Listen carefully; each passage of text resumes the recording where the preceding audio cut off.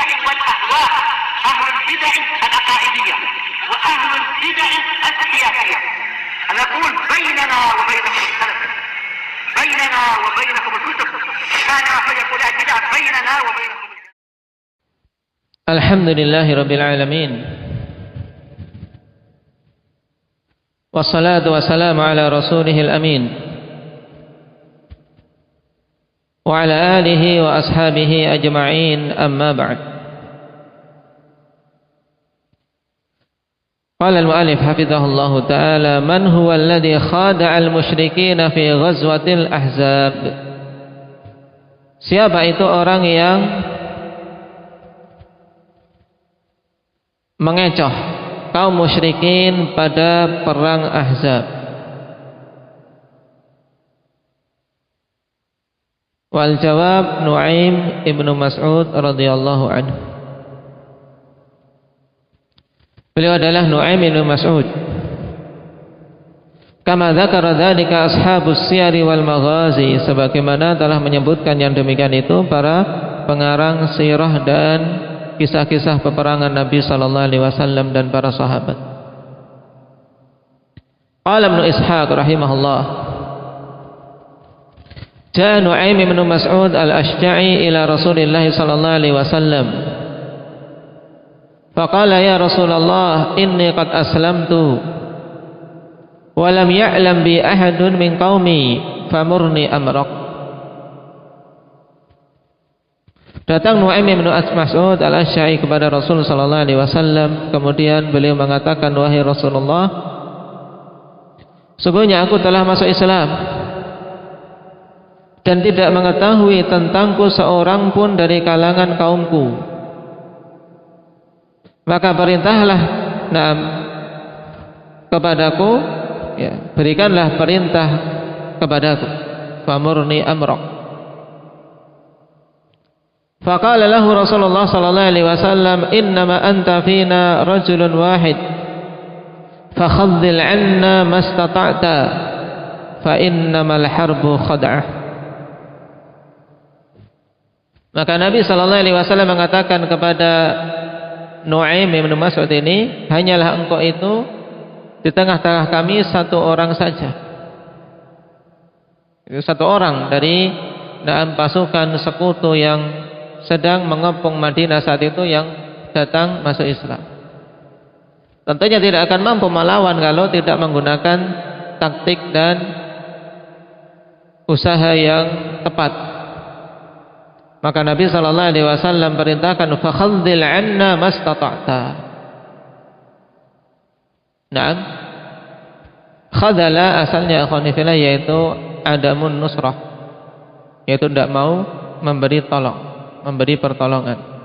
Dan yang dimaksud dengan fakhaddil 'anna di sini yaitu maka usahakan engkau untuk membuat tipu daya demi kami sebisa yang engkau mampu. Nah, fakhaddil 'anna mastata'ta. Buatlah tipu daya untuk kami sebisa yang engkau mampu, agar memporak-porandakan persatuan Ahzab. Fa innamal harbu khad'ah, sebab hanyalah harb itu, peperangan itu adalah khada'ah, tipu daya. Fantalaka Nu'aim bin Mas'ud radhiyallahu anhu hatta ata Bani Quraidah. Maka beranjaklah Nu'aim bin Mas'ud sampai tiba di Bani Quraidah. Bani Quraidah, nah, termasuk kabilah Yahudiyah yang mereka mengkhianati perjanjian dengan Nabi sallallahu alaihi wasallam. Ada di Madinah. Faqala lahum ya ma'syara Quraidah, wa kana lahum nadiman fil jahiliyah, inni lakum nadimun wa sadiqun qad araftum dzalik. Faqalu saddaqta.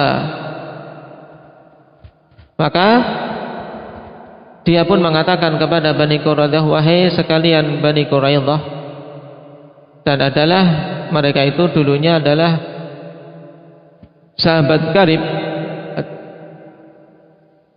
ya ini saling mempercayai, ada ikatan kepercayaan satu sama lain, tidak saling memusuhi.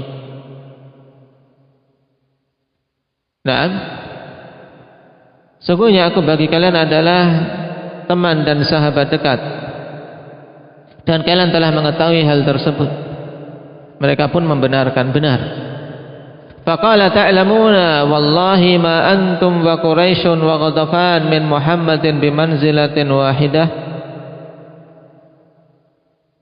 Innal balada la baladukum wa bihi amwalukum wa abna'ukum wa nisa'ukum wa inna Quraisyan wa Ghatafan biladuhum ghairuha wa inna ma ja'u hatta nazalu ma'akum wa in ra'au fursatan intahazuha wa in ra'au ghaira dzalika raja'u ila biladihim wa amwalihim wa nisa'ihim wa abna'ihim wa khallu bainakum wa bainar rajul fala taqata lakum bih. Lihat bagaimana kecerdikan Nu'aim bin Mas'ud ikhwanifillah untuk memancing logika mereka dan kemudian kemudian menimbulkan saling curiga antara Ahzab. Karena saat itu Ahzab yang mengepung Madinah ikhwanifillah yaitu dari orang-orang Quraisy, kemudian Ghatafan, ditambah dengan yang dari Madinah Bani Quraidah. Maka dia mengatakan, kalian tahu demi Allah apa yang kalian dan Quraisy serta Ghatafan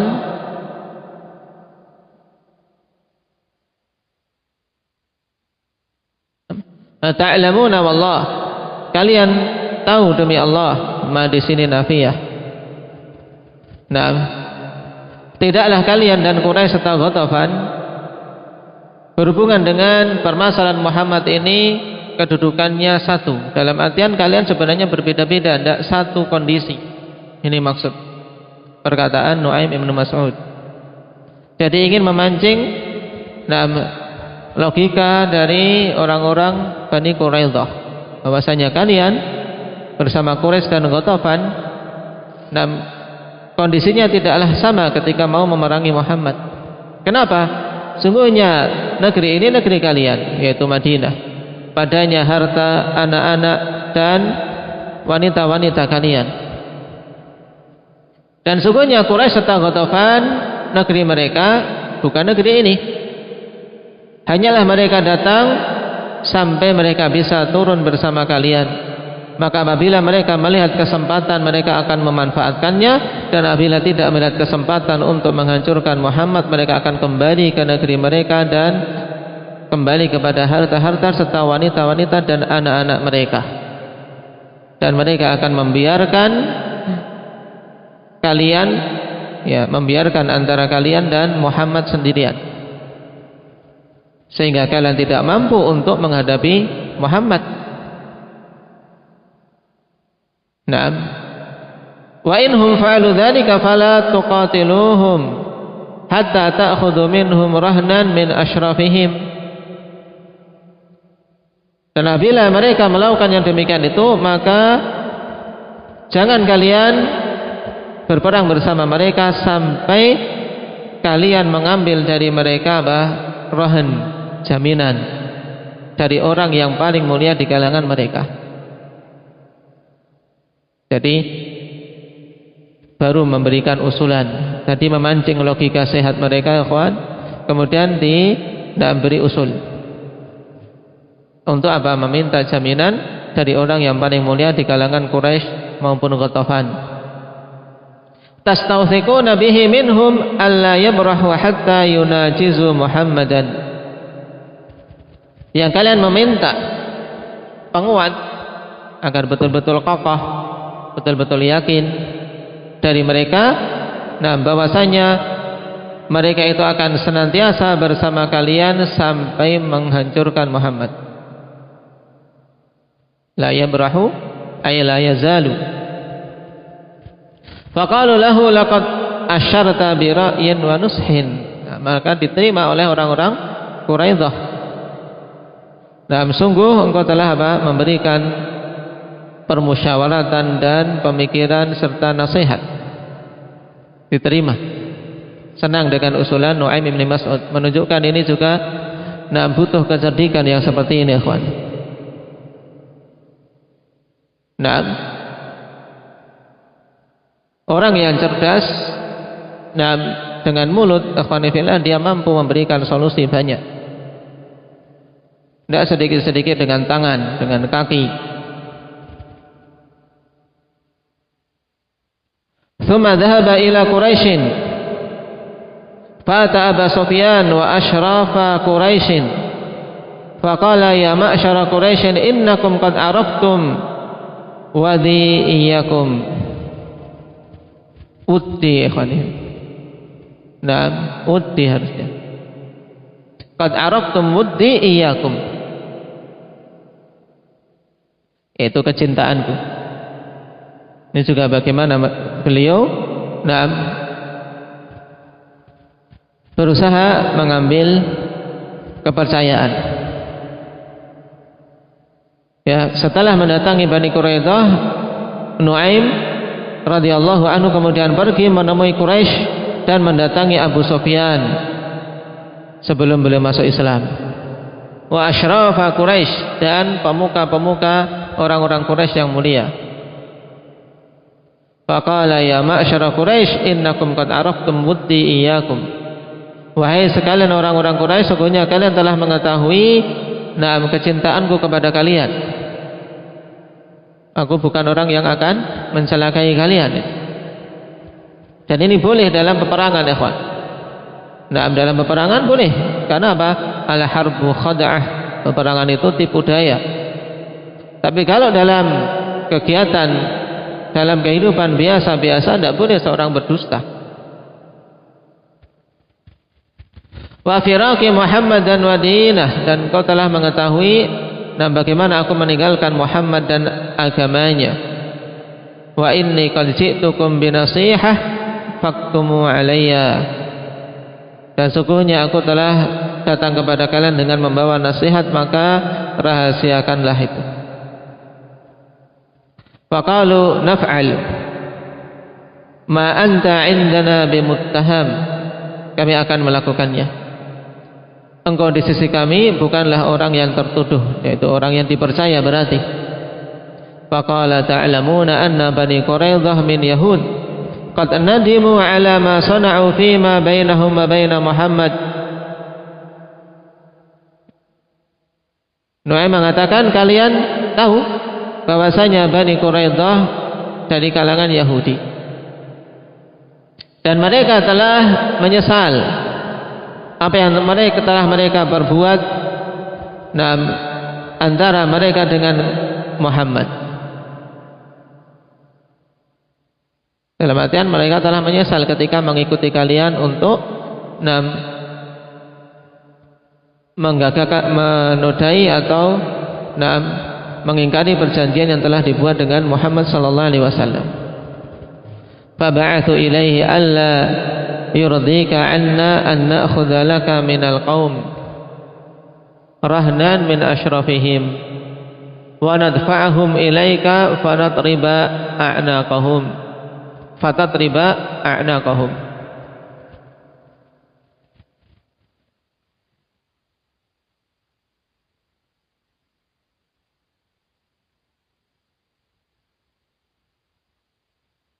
Maka mereka pun mengutus kepada Muhammad sallallahu alaihi wasallam.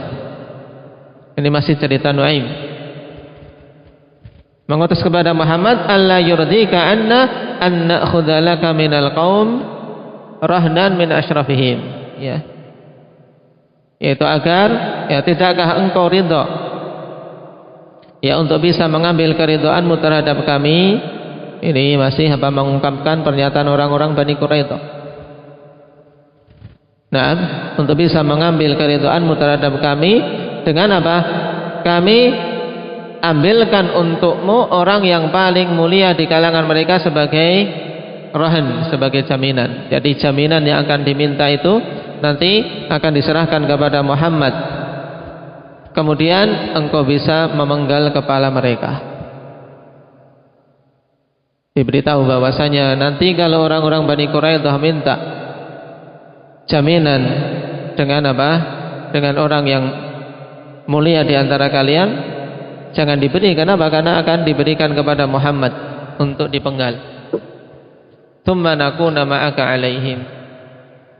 Kemudian kami akan bersama engkau wahai Muhammad memerangi mereka hatta nukhrijahum min biladik, sampai hatta tukhrijahum min biladik, sampai engkau mengeluarkan orang-orang Quraisy itu dari negerimu.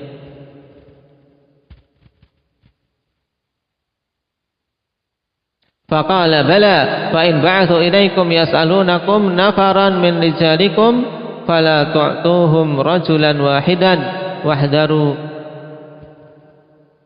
Maka Muhammad menurut ceritanya Nu'aim ini menjawab, bala, iya tentu Muhammad akan menerima usulan Bani Quraidah. Nah, maka sekarang setelah menceritakan akal-akalan ini, kemudian Nu'aim mengatakan, maka apabila mereka mengutus kepada kalian dan meminta serombongan orang dari laki-laki di antara kalian, maka jangan berikan kepada mereka satu orang pun, dan hati-hatilah.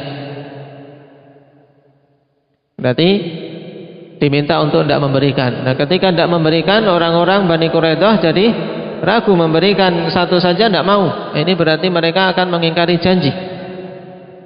Tsumma ja'a Ghatafan, kemudian datang kepada Ghatafan. Faqala ya ma'syara Ghatafan, qad 'alimtum anni rajulun minkum. Qalu sadaqta. Datang kepada Ghatafan, wahai sekalian orang-orang Ghatafan, kalian telah tahu bahwasanya aku adalah laki-laki dari kalian, dari bagian kalian. Qalu sadaqta, mereka mengatakan iya benar. Faqala lahum kama qala li hadzal hayy min Quraisy. Maka beliau mengatakan kepada mereka sebagaimana faqala lahum kama qala li hadzal hayy min Quraisy. Maka Nu'aim mengatakan kepada Ghatafan sebagaimana dia katakan kepada orang-orang Quraisy ini. Lamma asbaha Abu Sufyan wa dzalika yaumus sabti fi Syawal sanata 5 wa kana mimma sana Allahu bihi li rasulih sallallahu alaihi wasallam. Maka tatkala di waktu paginya Abu Sufyan, ya Abu Sufyan telah memasuki waktu pagi, dan itu adalah hari Sabtu di bulan Syawal pada tahun kelima. Ini faedah juga bahwasanya perang Ahzab ikhwanifillah di bulan tersebut, bulan Syawal 6 tahun kelima Hijriyah,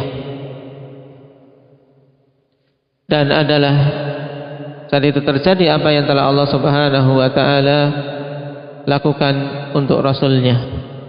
Ba'atha ilaihim Abu Sufyan ibnu Harbin Ikrimah ibnu Abi Jahal fi nafarin min Quraisy.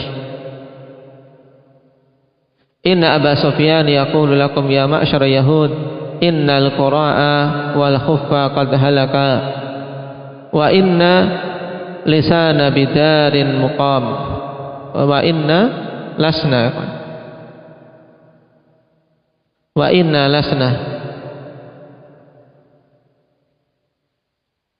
Ini diperbaiki. Wa inna lasna bidarin muqam. Bidari muqam, yaitu Abu Sufyan akhirnya apa?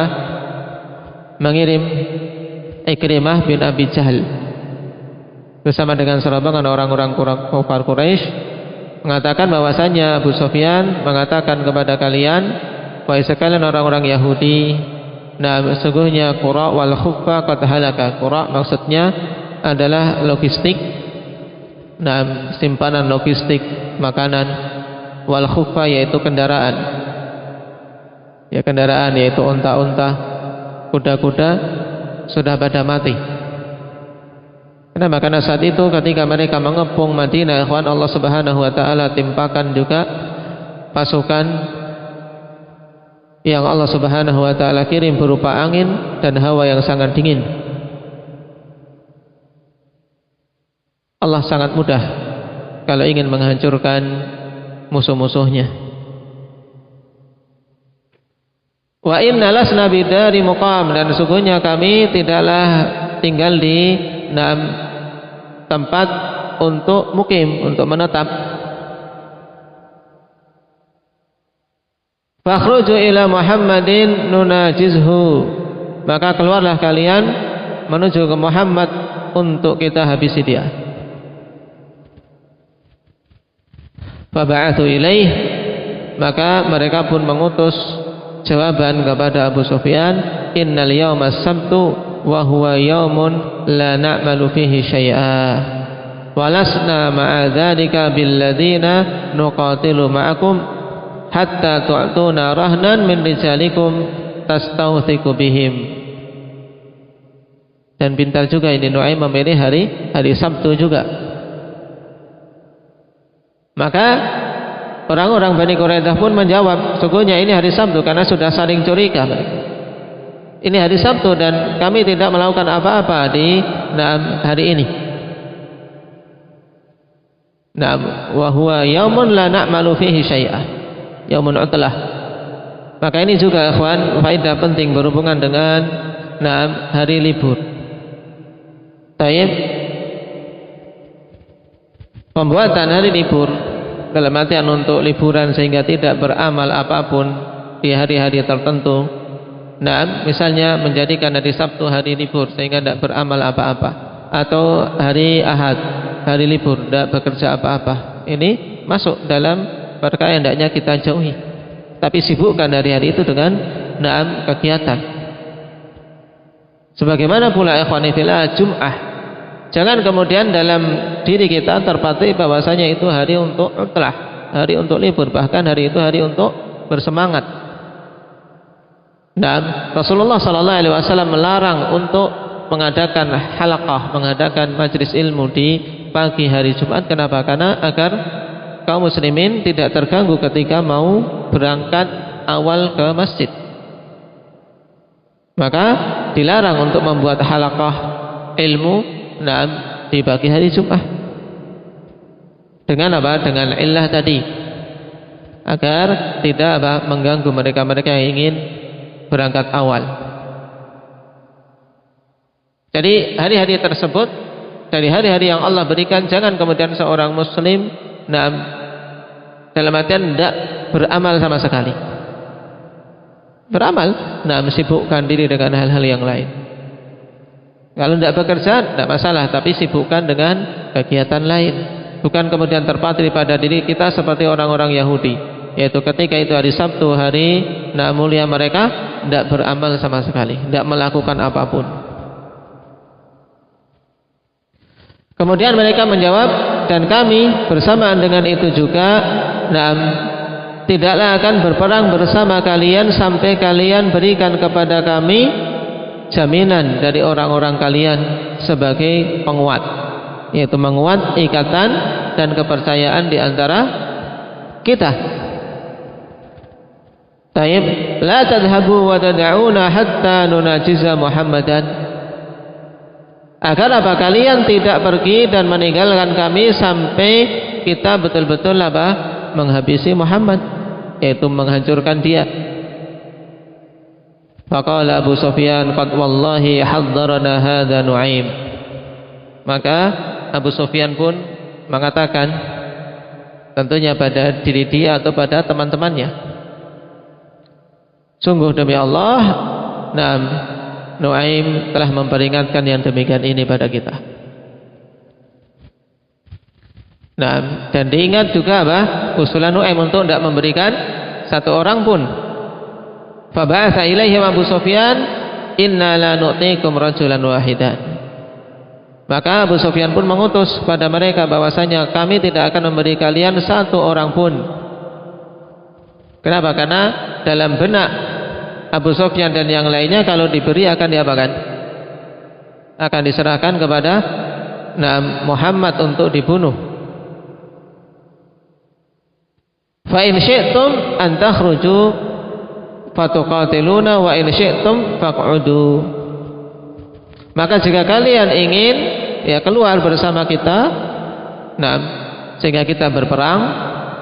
Dan jika kalian ingin, maka duduklah kalian, tidak usah ikut berperang bersama kami. Ketika mendengar demikian, nah benar juga ini yang dikatakan Nu'aim. Faqalat Yahud hadza wallah alladhi qala Nu'aim. Wallah ma aradal qaumu alla yuqatilu ma'ahum. Wa in asabu fursatan intahazuha wa illa madaw fadhahabu ila biladihim. Maka Yahudi kemudian mengatakan ini demi Allah, nam adalah hal yang dikatakan oleh Nu'aim. Baik, maka demi Allah, nam kaum pun tidak menginginkan untuk berperang bersama mereka. Sebab apabila mereka mendapati kesempatan, maka akan mereka gunakan. Nam, jika tidak, maka mereka akan pergi ke negeri asal mereka. Wa khallu bainana bainar rajul, sehingga mereka membiarkan antara kita dengan laki-laki itu, yaitu Muhammad sallallahu alaihi wasallam. Maka orang Yahudi itu mengatakan mengirim faba'athu ilaihim, mengirim kepada rombongan Abu Sufyan, inna wallah la nuqatilu ma'akum hatta tu'tuna rahnan. Sungguhnya kami demi Allah tidak akan berperang bersama kalian sampai kalian memberikan kepada kami jaminan. Fa'aba an yaf'al, maka Abu Sufyan pun enggan untuk melakukannya. Ketiga, persatuan Ahzab Afanifillah ini pun porak-poranda. Dan suatu pasukan kalau sudah timbul pada diri mereka saling kecurigaan, maka tidak akan mampu akhwan untuk menghadapi musuh. Tidak akan mampu untuk menghadapi musuh. Karena itulah kaum muslimin jangan sampai pada diri mereka seperti ini. Sehingga Rasul sallallahu alaihi wasallam semenjak ini memupus benih-benih untuk timbulnya dzan. Iyyakum wadzan fa innal dzanna akdzabul hadits. Hati-hati kalian dari sangkaan-sangkaan buruk terhadap saudara. Karena sungguhnya persangkaan-persangkaan itu adalah apa? Perkataan yang paling dusta.